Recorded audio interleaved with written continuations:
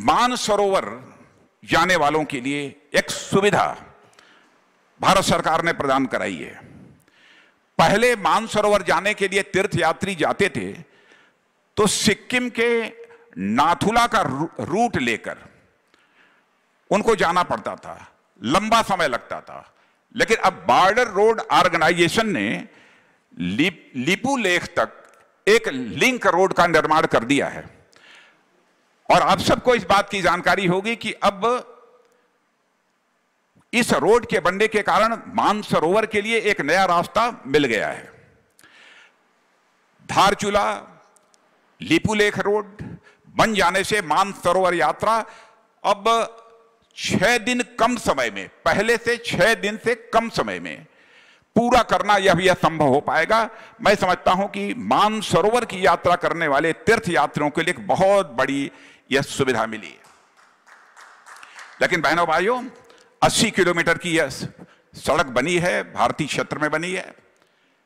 लेकिन हमारे पड़ोसी देश नेपाल में इस सड़क को लेकर कुछ गलतफहमियां पैदा हुई हैं। लेकिन मैं कहना चाहता हूं कि नेपाल का जहां तक प्रश्न है, नेपाल के साथ हमारे केवल सामाजिक, भौगोलिक और ऐतिहासिक रिश्ते ही नहीं हैं, सांस्कृतिक रिश्ते ही नहीं हैं, बल्कि नेपाल के साथ हमारे आध्यात्मिक रिश्ते भी हैं। इस हकीकत को भारत कभी भूल नहीं सकता है। बाबा पशुपतिनाथ को हम कैसे भूल सकते हैं?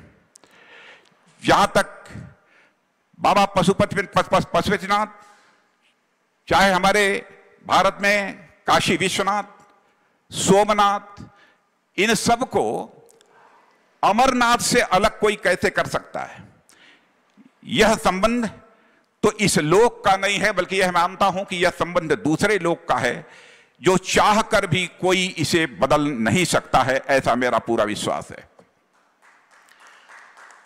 और मित्रों, इस समय मैं रक्षा मंत्री के रूप में जिम्मेदारी का निर्वाह कर रहा हूं और मैं जानता हूं कि हमारे यहां गोरखा रेजिमेंट है और गोरखा रेजिमेंट समय समय पर बराबर अपने शौर्य और पराक्रम का उसने परिचय दिया है। और उस गोरखा रेजिमेंट का भी उद्घोष है, जय महाकाली आयो री गोरखाली, यह उसका उद्घोष है।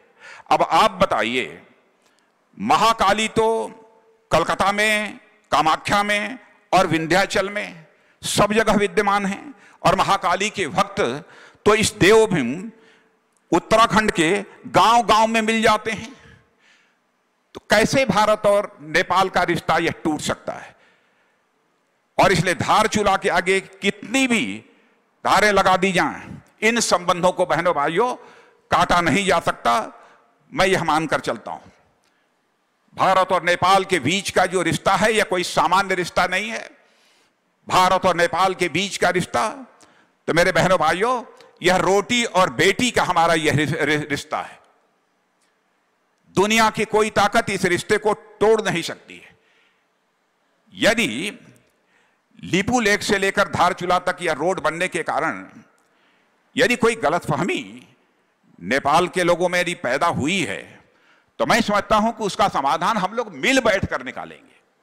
हम बातचीत के द्वारा उसका समाधान निकाल लेंगे। लेकिन मैं पूरे विश्वास के साथ कहना चाहता हूं, भारत में रहने वाले लोगों के मन में कभी भी नेपाल को लेकर किसी प्रकार की कटुता पैदा हो ही नहीं सकती है। इतना गहरा संबंध हमारे नेपाल के साथ है। हम मिल बैठकर इन सब सारी समस्याओं का समाधान करेंगे।